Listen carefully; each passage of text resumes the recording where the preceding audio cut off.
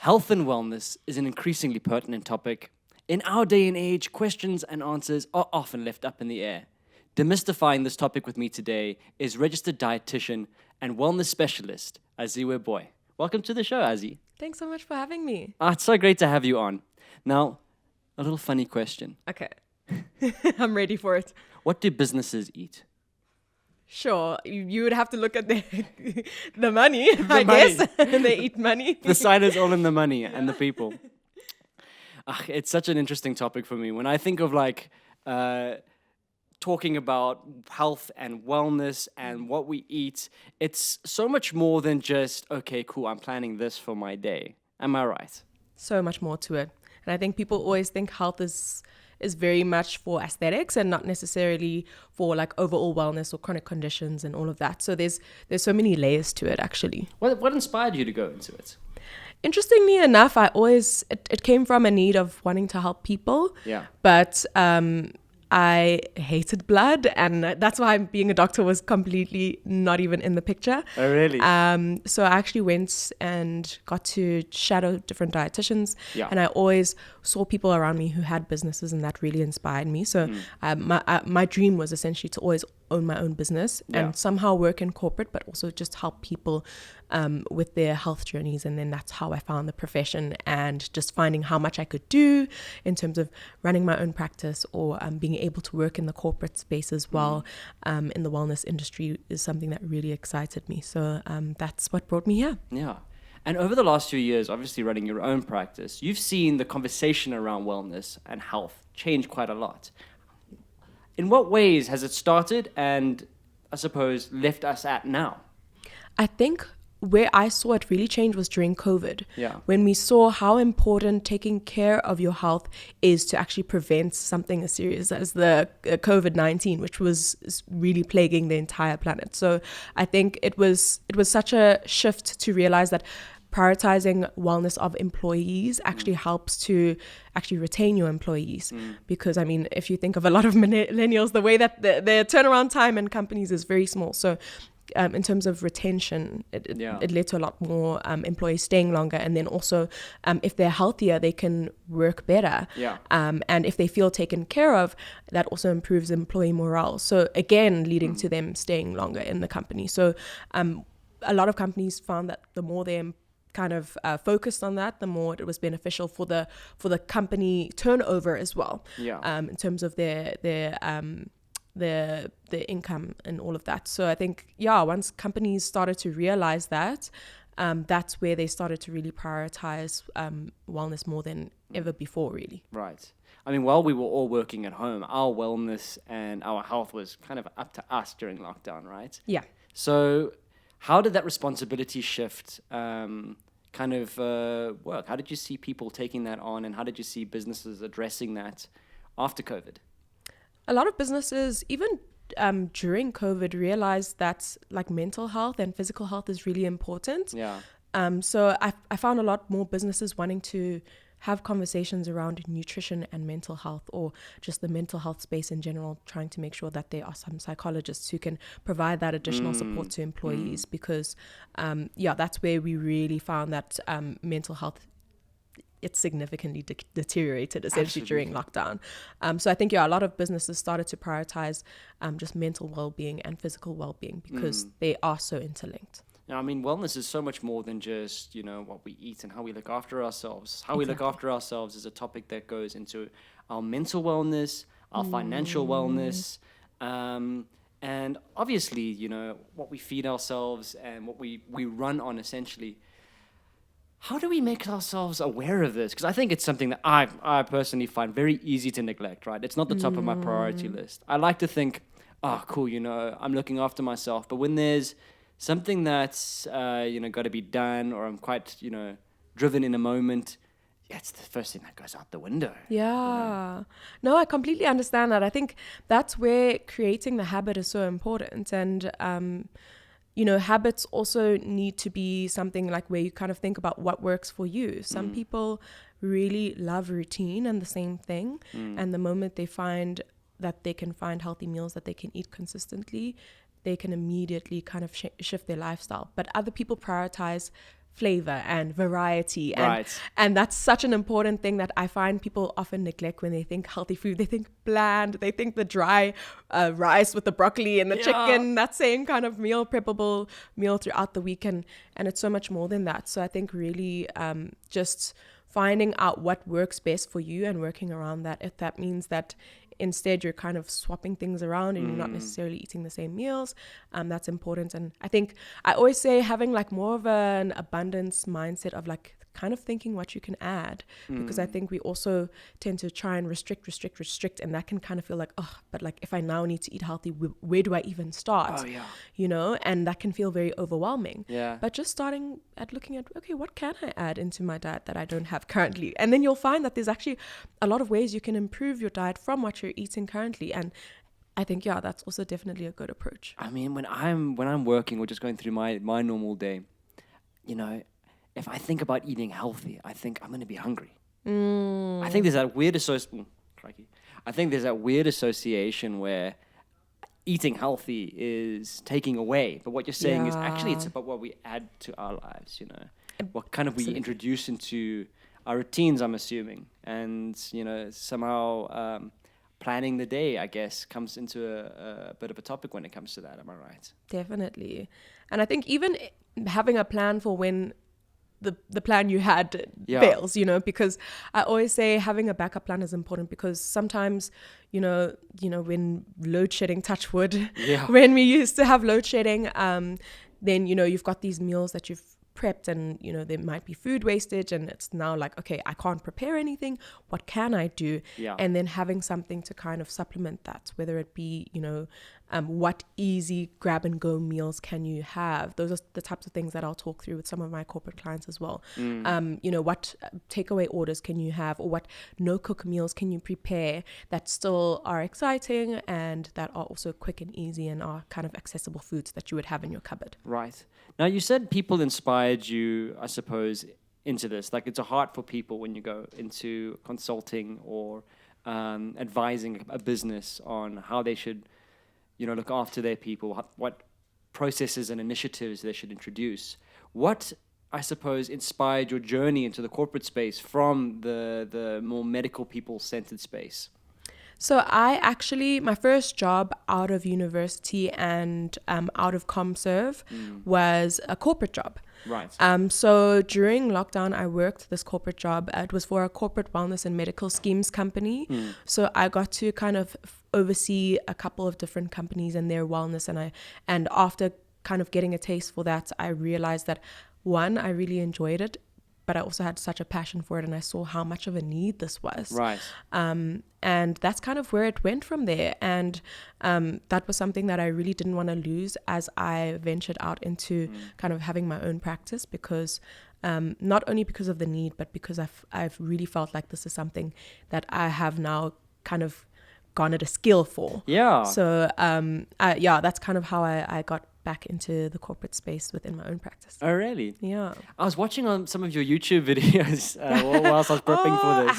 I haven't been on YouTube for so Yeah, long. what happened? Actually. You've got such a personality for it, eh? Yeah, you know what? I think it just all came from what's easy to do. You know, it's easier to like quickly do an Instagram reel or something to help people to like healthy groceries or high protein affordable options, but I find YouTube needs a lot more time, but I will be back eventually. I am working on it, so we're glad to see that. Yeah, hopefully back soon. And I mean, social media in the general sense is far more direct, right? Yeah. How has technology like that and other things, apps, influenced our wellness and health? I think it's really created so much more of an awareness.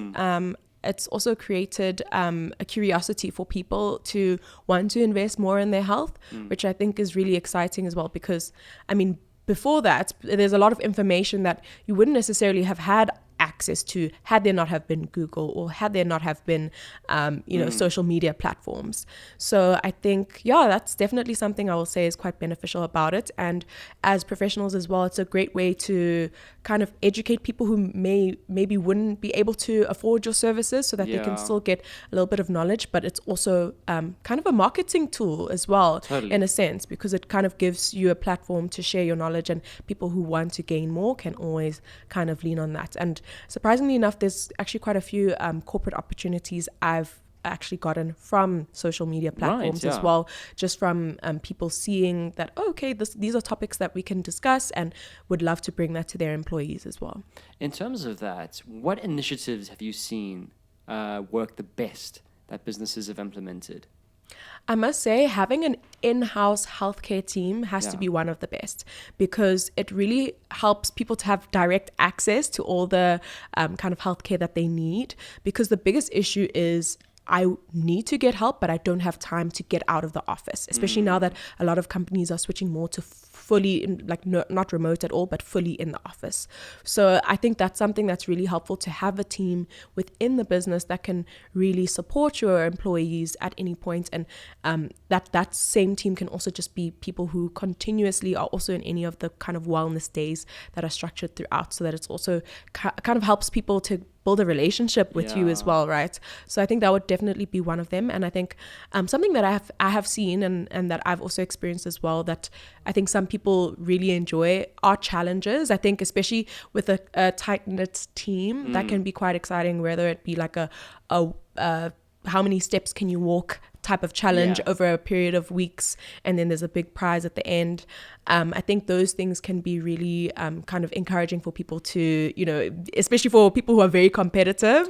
I think those things also really work quite well as well. Yeah, I love that. I would be terrible at it, but I'd like to think I'd be good, because I've got quite a competitive spirit when it comes to these sorts of things. Yes. We helped a client of ours who operates across different regions in Africa, the Middle East, and South Asia, implement a wellness strategy of the steps kind of example that you were talking about. It was all about how much can you move in the month, how many steps can you achieve, and there were totally people who were inspired to really take this on and own it. And it was such a cool buzz. I mean, we're still hearing about it, we're still seeing it. And I think our biggest concern from that was, what kind of sustainability can we find from that? It's great to get everybody walking for a month, but how can we ensure that they realize the importance of adding this into their lifestyle when it comes to work?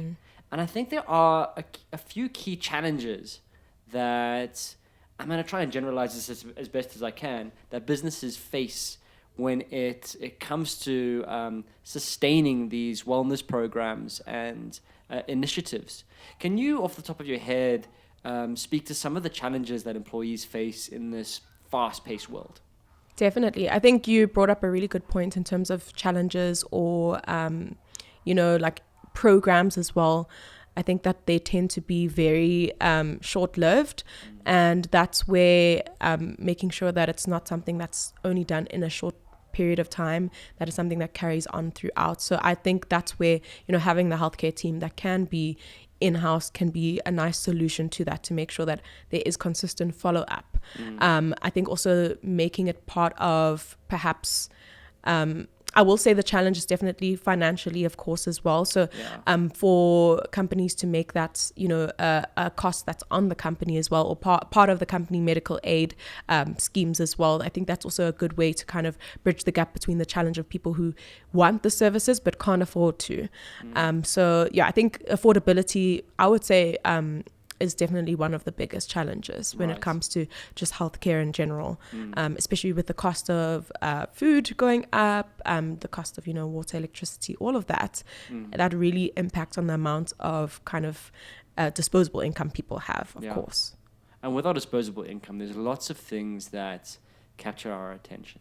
Landing on that, I think there's so much in our days that needs our attention, that grabs it. It's so easy for us to fall out of routine. Yeah, that's so true. And I mean, I think it's also easy to see a cost of seeing a healthcare professional and think, oh my goodness, this seems like it's a bit out of my budget. But if you think of how many times you would just aimlessly go out to eat or grab a coffee, you could very quickly get to the same kind of cost. So I always tell people that, you know, when it comes to health, it is an investment, but it's an investment into your life long term, for you to be able to be healthy for your kids, if you decide to have kids one day, for you to have a long and healthy life, for you to prevent yourself from having different chronic conditions, to support your mental health as well. Absolutely. I mean, it's quite interesting. We are so often geared to, okay, cool, I'm going to put this money into insurance, my medical insurance, make sure my wellness is looked after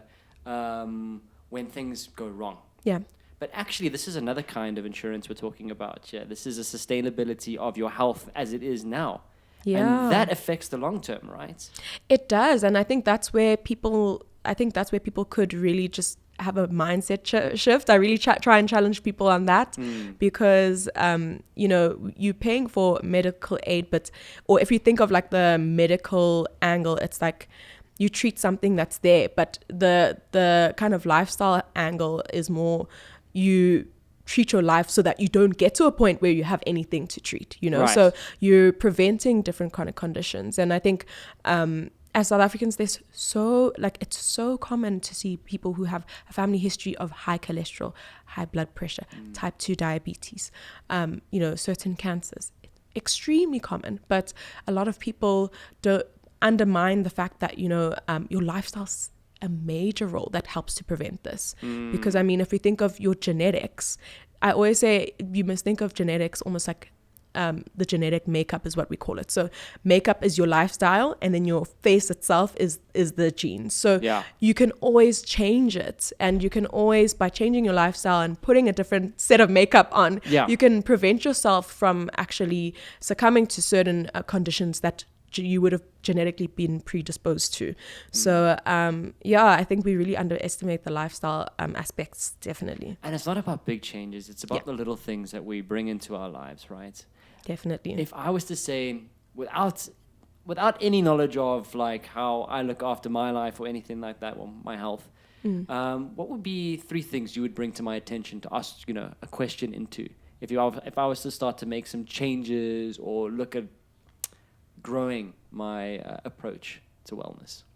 I would ask myself, how much do I eat fruits and vegetables? I think we always hear eat your greens, but actually the practical aspects of doing it kind of goes out the window. And when people do eat their vegetables, it's kind of like a small little portion in the corner of the plate. So I would first ask myself, do I eat enough vegetables? I would also ask myself, how does my plate look like? Does my plate look colorful? Is there color on the plate? Because the more color means more variety of nutrients, and also the color is usually associated with more vegetable intake as well. I would also, I think, ask myself, in terms of the types of starch you're eating, is majority of your starches darker or brown starches, so more whole grains? Is so important. And then also with your protein, I think that would be the last question I would ask as well, is am I getting variety in terms of my protein? But in essence, am I getting variety in terms of my entire diet? Right. So with protein in particular, am I getting variety in terms of getting beans and legumes in?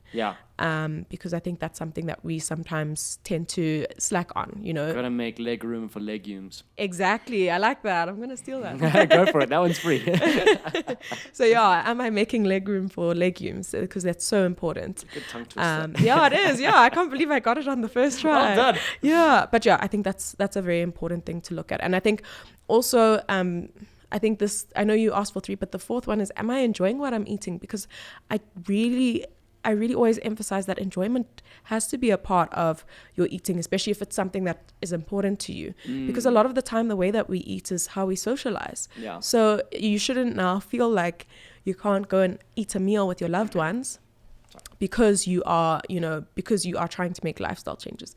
There's absolutely always room for you to still have enjoyment in your diet, but it's just about, you know, how often are you eating certain foods and your portion sizes as well. But making room for enjoyment, I think, is also really important. Absolutely. And I think, we tend to treat food as a major source of joy and pleasure. It's an easy thing. It's a comfort thing, Exactly. And when we think of change, that's often a threat to our comfort, right? We think change or being healthy means adding rules Exactly. to this. Yeah. And it's actually, like you said, adding more variety.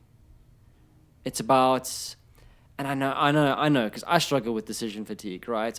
At the end of the day, the last thing I want to think about is my grocery list. Exactly. But if I approached it in a simpler way, what kind of ways could I think about it? You've listed now in terms of, okay, when I go and buy carbs, am I buying, when I'm buying starches, am I going for lighter or darker ones? Is it more whole grain foods? Is it more vegetables and variety in those vegetables, I'm one of those people that believe chicken is a vegetable, and I think you can probably have a very academic argument for not, but it's on my list. It's on the vegetable list. On the vegetable list. I'm kidding. But I think it is good to approach food from a fun perspective. Keep it fun. And I mean, for those who love cooking, like the more you try something, the more like a bit of a rush you get from it, right? Yeah. There's this new recipe. Can I nail it? Epic. But for a lot of us who, I suppose, are in a routine, I think the comfort of knowing exactly what you're going to eat every day is actually something that gives you a bit of a, okay, cool, peace of mind. I don't have to think about it when I go home. I know I'm going to make this because that's what I eat on a Thursday night. I'm a routine person. I love that. But I'm also open to thinking about, okay, well, what else can I include in this? And what do I need to remove? Yeah. Now, how do I know, what kind of questions should I, actually, let me word it this way.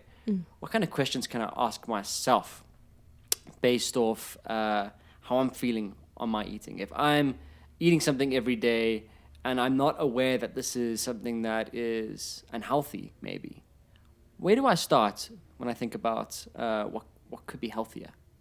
I think, firstly, how do you feel after your meals? Do you feel energized, or do you feel sluggish, and do you feel like you've almost got that itis feeling? Yeah. A lot of the time, the reason why you feel that... Sorry. A lot of the time, the reason why you feel sluggish is because you're having a very carb-heavy meal, and you're not having, types of foods that give you a lot more sustained energy. So are you feeling energized, firstly? Secondly, this is obviously dependent on whether or not you're preparing your meals, but how's the meal prepared? Is it deep fried, or what are the cooking methods is another thing, because the more oil you add, the more of the fats that we're getting in. So you want to actually be very mindful of how many of your fats you're adding in. Regardless of the type of fat, the amount of energy in our fats remains the same. So regardless of whether you're using butter or olive oil, of course, with the healthy fats, you've got a lot more of your health benefits in terms of the types of, fat-soluble vitamins and the antioxidant properties as well. But at the end of the day, they still have the same amount of energy. So cooking methods, I think, is also something to ask yourself. And also convenience. Yeah. Because I think, like what you were mentioning, after a long day, the last thing you want to do is think about, what am I going to eat? So I think asking yourself, what's going to be the most convenient for me? Maybe that means planning over the weekend instead of during the week when you have so many other demands. Yeah. So maybe that means on a Sunday or a Saturday afternoon that you sit and you think of what meals you want to make throughout the week, and then you go and buy those ingredients. And actually, you'll find that you will save a lot more money because you're buying what you need. And then that leads to less food wastage as well. So on the spectrum of healthy foods and healthy eating, is there particular times of day that are better to eat certain foods? I wouldn't necessarily times of day.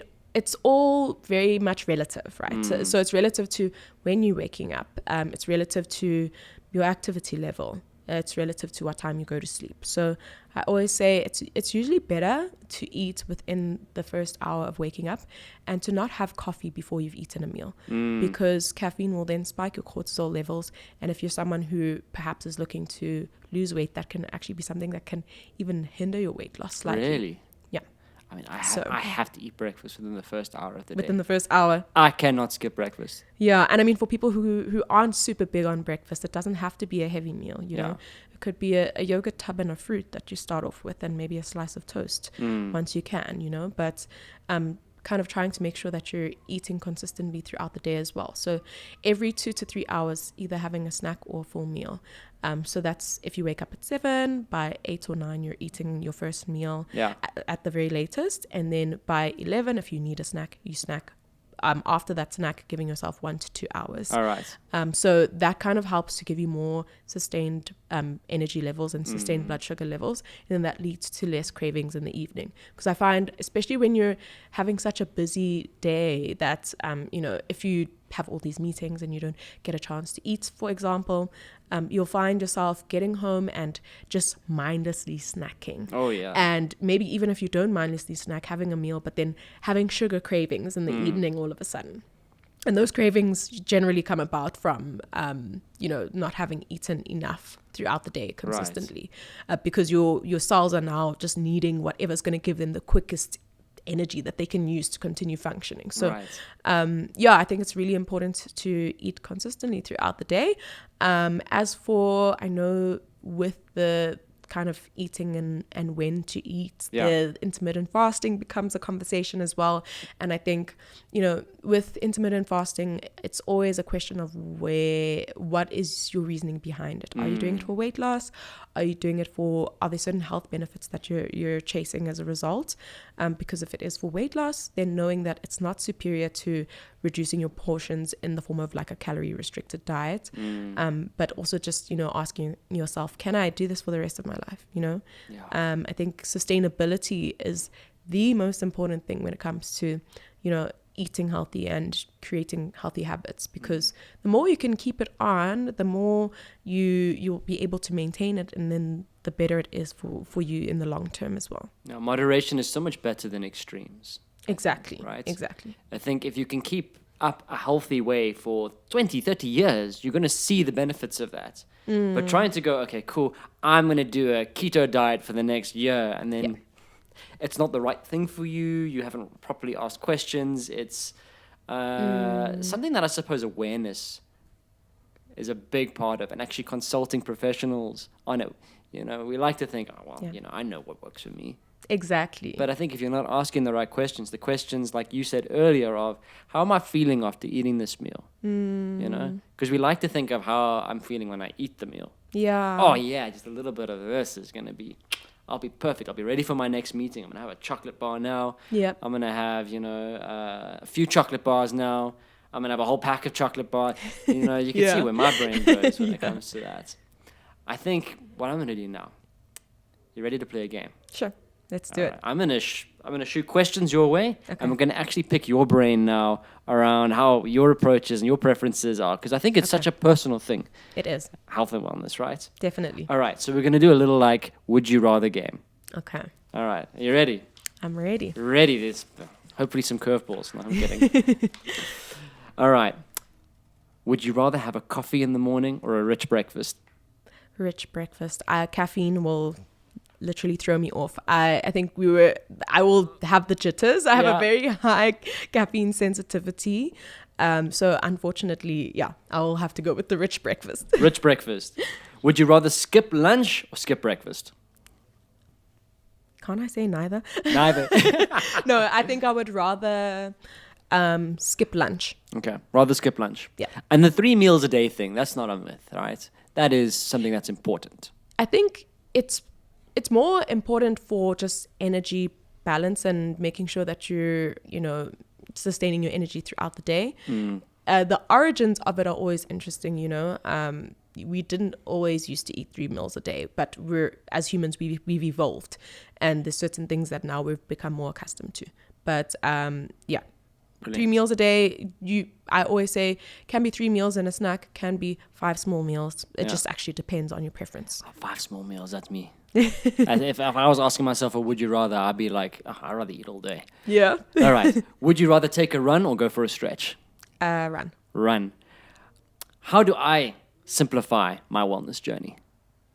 Simplify it by asking yourself, what can I add Yeah. to my diet to make it more nutritious? Try and look at your plate and think, let me add a half a plate of vegetables, a quarter of my protein, and a quarter of my starch. And just by looking at it, you'll already be on the right track. And ask yourself, how can I make my plate more colorful? That's a brilliant answer. I knew I snuck that one in there. Oops. It's not a would you rather question, but it's an important question. Yeah. All right. There's some other questions that I do have. Now, these are a little more technical. Okay, I'm All ready right. for Are it. you ready? You're up for it. I feel like you're all warmed up. What innovative trends or tools in corporate wellness have you come across that you think could solve the problems for employees with demanding workloads? Sure. Big question. Big question.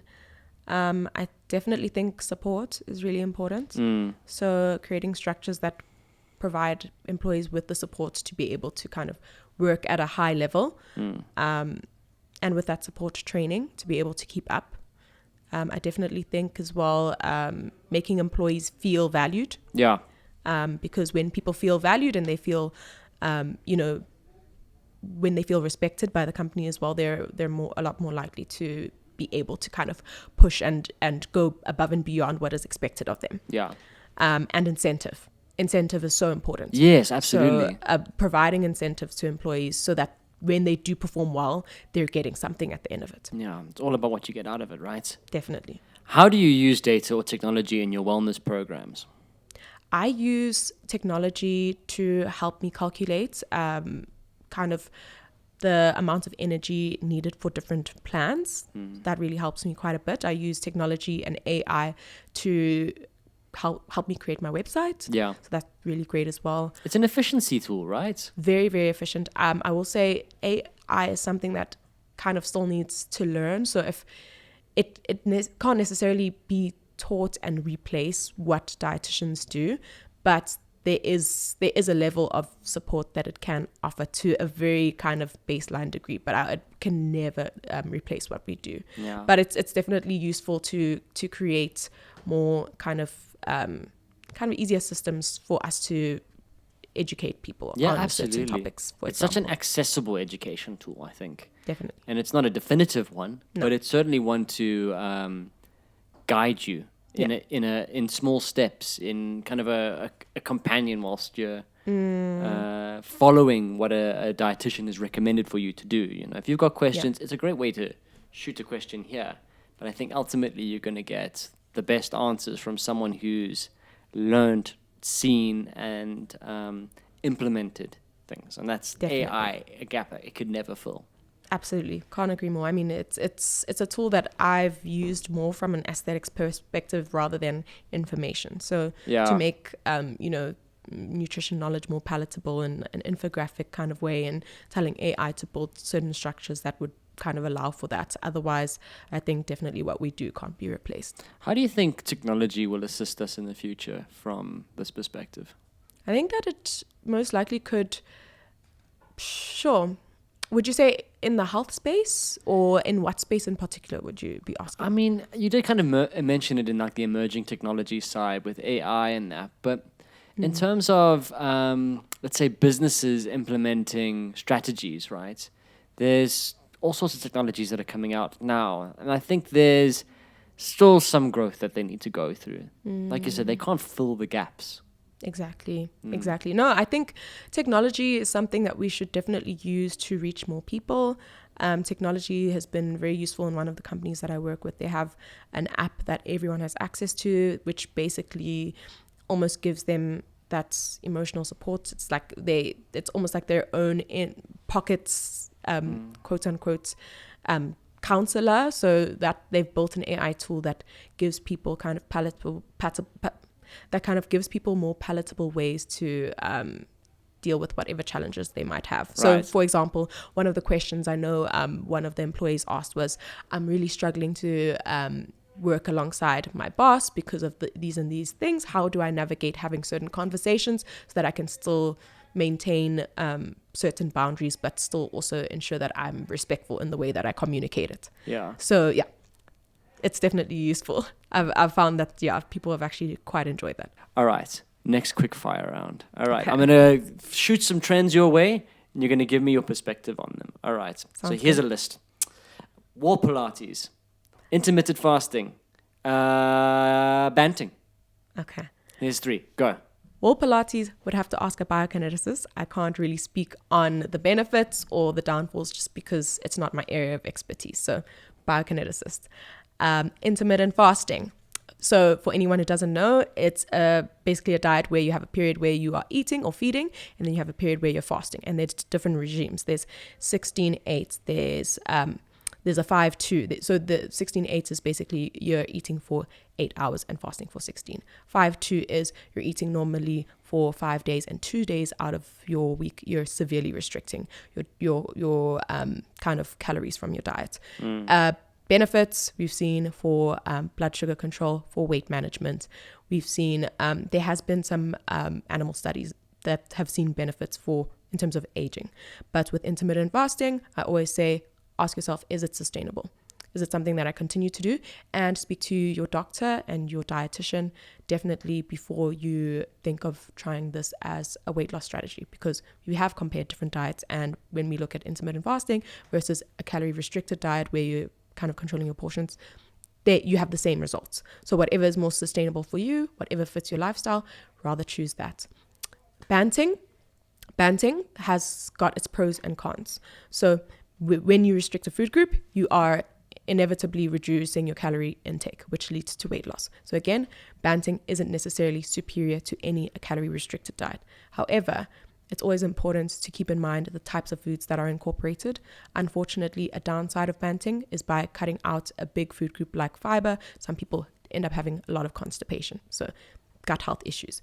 Another thing is because you're having more of your saturated fats from your butter, your bacon or any processed meats, or the fatty parts of meats, you're actually increasing those saturated fats and those trans fats that lead to cholesterol. So unfortunately, within my practice, I've seen almost everyone who's come with cholesterol issues has been on banting, unfortunately. Really? So it is very important that if you're banting, speak to a dietitian. If you really feel passionate about it, let them give you all of the pros and cons in detail so that you can make your informed decision and ensure that you're doing banting in such a way that it's not going to affect your cholesterol levels, especially because it really does. Sure. All right, well, to that point, take us through your practice. What is it that you do specifically? So I would say I'm kind of in different areas. So the first thing that I do, I have my own private practice as well. So I'm based in Bryanston, and essentially just to help people either online, in person, for a plethora of different chronic diseases. So I think people always think we do only weight loss, but I see people who have got diabetes, high blood pressure. I see people with hormonal issues. I see people who have certain cancers. There's a variety of what we can do as dietitians. A lot of women's health issues also have a nutritional component that can support that. So PCOS, endometriosis, people who have fertility issues and are struggling to conceive can also go and see a dietitian for additional support. People who are pregnant as well. So there's so much that we can do to kind of support you in wherever you are at. If you are someone who's a heavy trainer, exerciser, we can also support you in that way as well. If you're looking to lose weight or if you're looking to gain weight, if you've got a kiddie who's a picky eater, you can also go to a dietitian who can support you in that. So there's a lot that we can actually do to provide support. That's outside of kind of what people would think that we would do. And I also work a lot in the corporate space. So what I do is I'm an in-house dietitian at a corporate at KPMG, and I've just started with them, so we're going to do a lot of wellness programs, and then also be able to have all of the employees come and see me in person. In the past, I've also done a lot of different wellness programs.